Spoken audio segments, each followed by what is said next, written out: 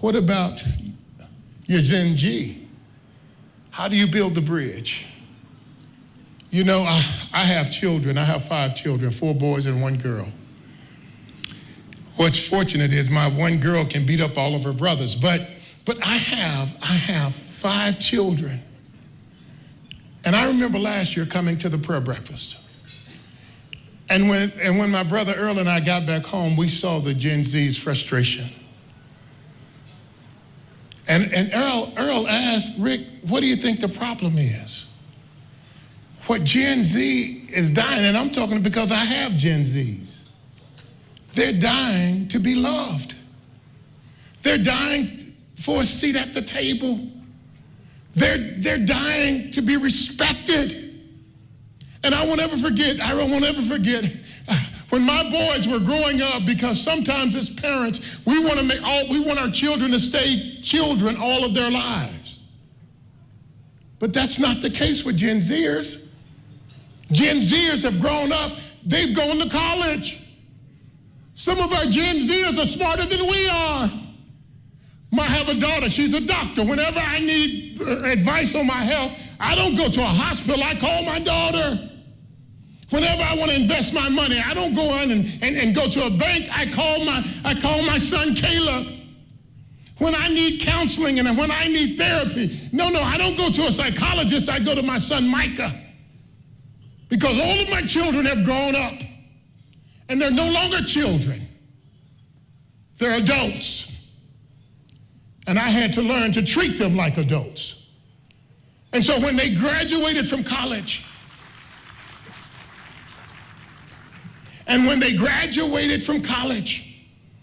I took each of them out to dinner, and I gave them a kiss. And I said, you are now an adult. I expect you to make decisions like an adult. I don't have to go and live anywhere in your neighborhood. None of my kids live within 1,000 miles of where I live. But they all act like adults. And one of the most frustrating things that could happen to a Gen Zer is that you keep treating them like a child. And I got to tell you, I started praying for Kenya. Because, I work with young people, I mentor young people. I understand a little bit about their minds. And one of the things I prayed for is I said, here's my prayer. I said, Lord, I pray the adults would apologize to our Gen Zers.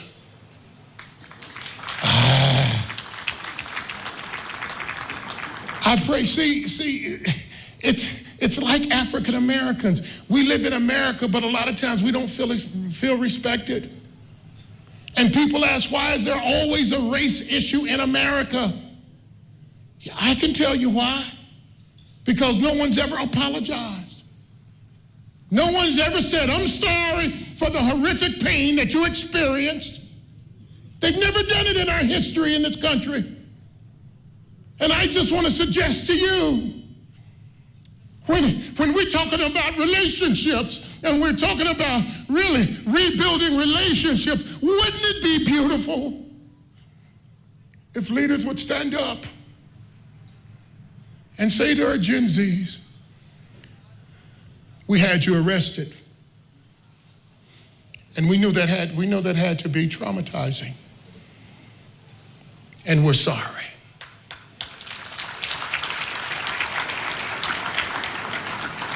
We shut down the internet. And we know that that's your primary source of communication. And we're sorry.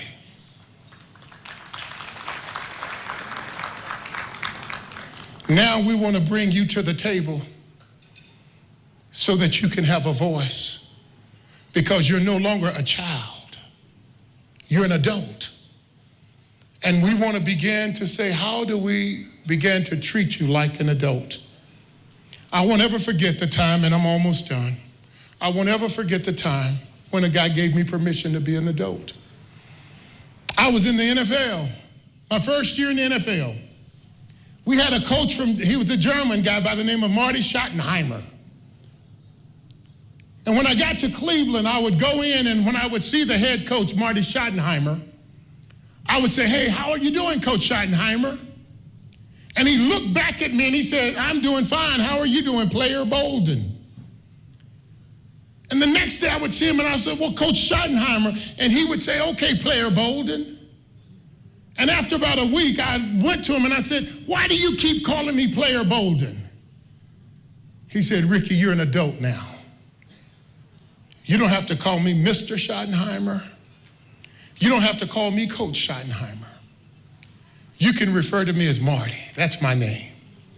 You are a man now. I expect you to act like a man. And that's what our Gen Zers are crying for. They're crying for the right to be adults because they are. They've gone to college. They've buying their own house. They're getting married. They're adults. And I want to encourage you even here today, Kenya. I challenge you that when we start talking about rebuilding relationships, then the question is, how do we begin to rebuild the relationships with our Gen Zers? Because they love you, they care for you, they respect you, but they don't feel respected.